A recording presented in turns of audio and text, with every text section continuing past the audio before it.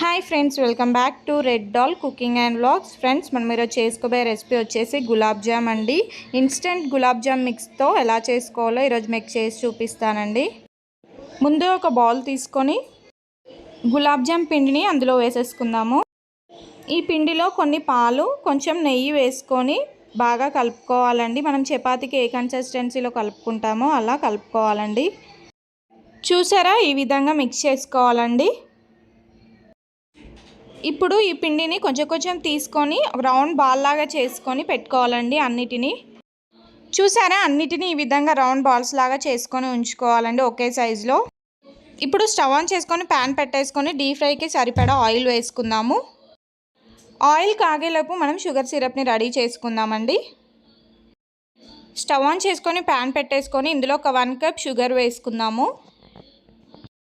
1 cup షుగర్కి 1.5 cup water add చేసుకుందాము. ఇప్పుడు ఒక స్పూన్తో ఇలా మిక్స్ చేసుకోవాలండి, లేకపోతే షుగర్ అనేది గడ్డలుగా ఉండిపోతుంది. షుగర్ సిరప్ని బాగా మసల పెట్టుకోవాలండి.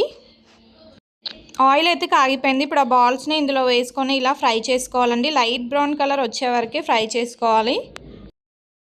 చూసారా, ఈ విధంగా బ్రౌన్ కలర్లోకి వస్తే సరిపోతుందండి. ఇప్పుడు వీటన్నిటిని ఒక బౌల్లోకి తీసేసుకుందాము. అన్నిటినీ ఈ విధంగా ఫ్రై చేసి తీసుకోవాలండి. షుగర్ సిరప్ కూడా రెడీ అయిపోయిందండి.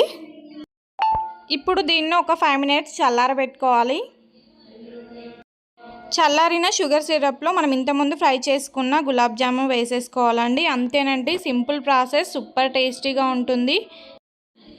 ఈ వీడియో అయితే మీకు నచ్చిందని అనుకుంటున్నానండి. ఈ వీడియో కనుక మీకు నచ్చినట్లయితే మన red dal cooking and vlog ఛానల్ని లైక్ చేయండి, షేర్ చేయండి, కామెంట్ చేయండి. అలాగే సబ్స్క్రైబ్ చేసుకోవడం మాత్రం మర్చిపోకండి. పక్కనే ఉన్న బెల్ ఐకాన్ని క్లిక్ చేయండి. మా వీడియోస్ అనేవి మీకు ముందుగానే నోటిఫికేషన్ ద్వారా వస్తుంది. Okay friends, see you all, bye.